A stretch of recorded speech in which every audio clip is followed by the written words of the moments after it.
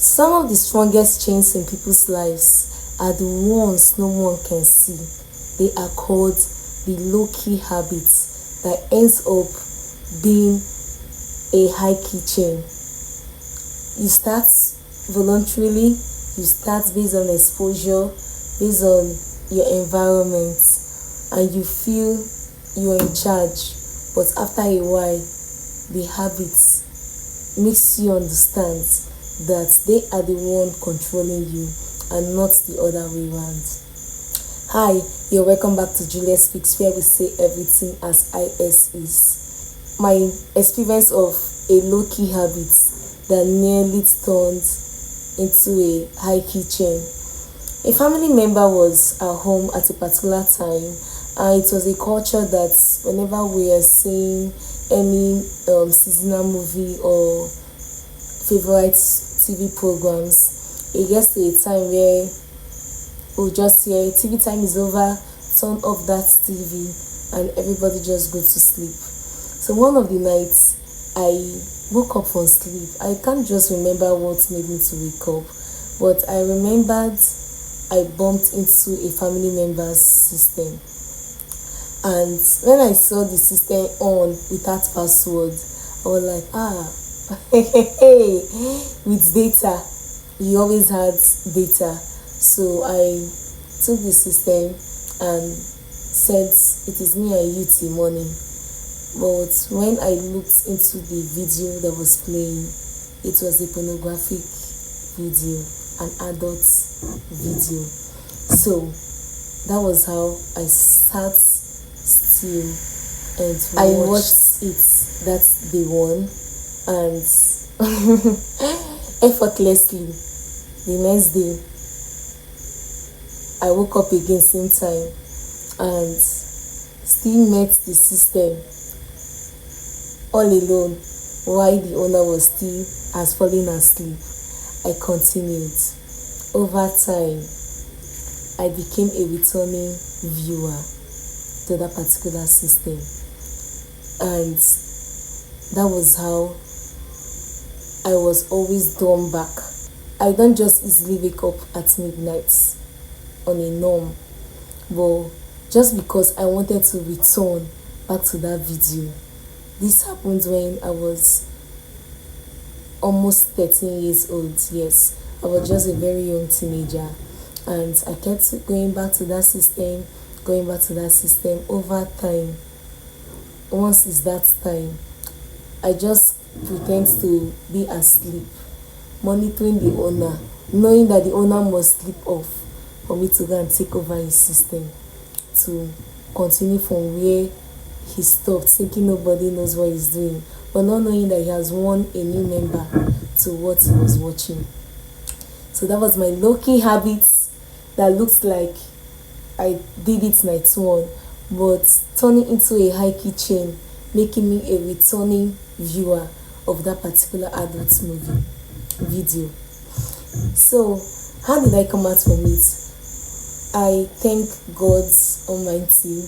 In our teens church, we had a particular series organized by our teachers. So they invited beautiful, like charming ladies. They invited people too that we do see them in church and we look up to them, like we admire them. They invited some persons, like different persons.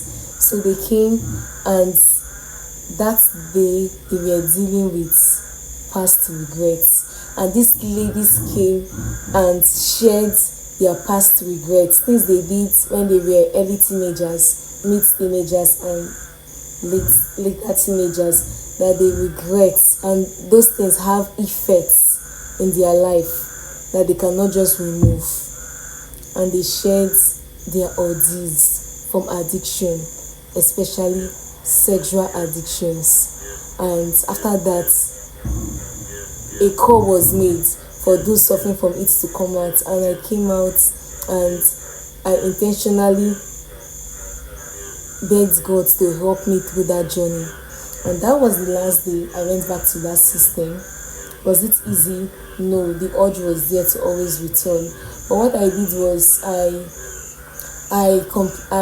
raised an alarm that this person watches this kind of thing. They never knew I've been watching anyways, but I complained about it, that this person watches this kind of thing, and they were like, why will you be watching this kind of thing? So with that, my source of viewing the video has been blocked, number one. And secondly, I made a decision to God that, Father, any phone you give me, I buy with my money or it is a gift from anybody, I will never type in any pornographic sites. See, there is what is called algorithm.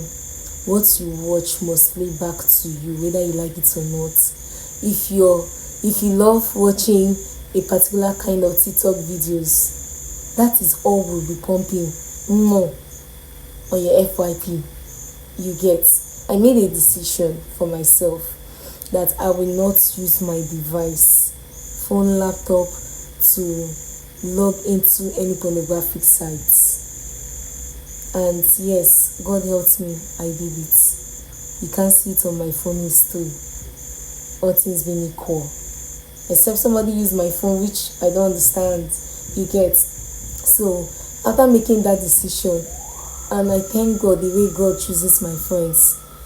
More of my friends, they are not persons that bring up such kind of discussions. So my association was a safe one. I found myself in a safer association, safer environment because of my association again, and my personal decision.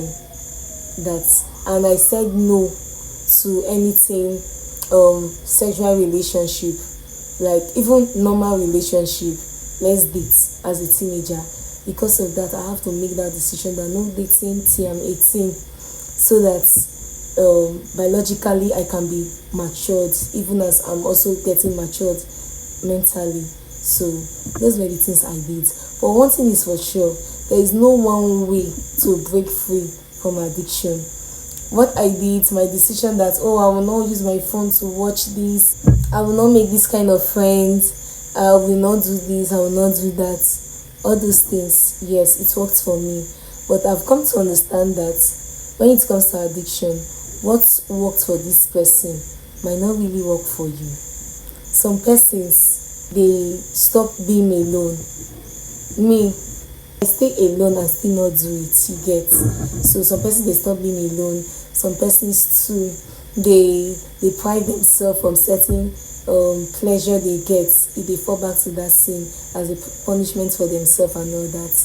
But one thing I want to tell you is that there is no one way to break from addiction.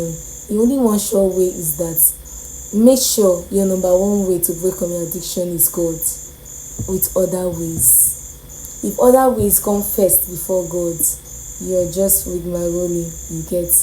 You might leave it for 2 months and you fall back to it. So one thing that helped me was my first way out. My first prison break was God.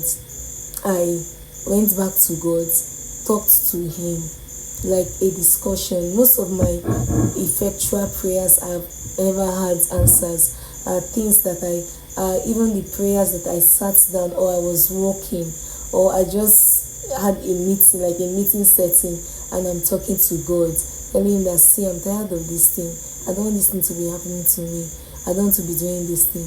And He hears, like, it works like fire. So go talk to your Father about that low-key habits that will grow into a high-key chain that will control your life. Talk to Him. No time is late. Early intervention is the key. And when I say early intervention is the key, if you're the one that is newly introduced to an addiction, early intervention is the key. Break it now. And if you're the one too that have been in this addiction for years, from decades, from basic 3, from junior secondary school, from senior secondary school, university, or even after school, it is the early intervention. The day you're ready to break free is actually a state of early intervention.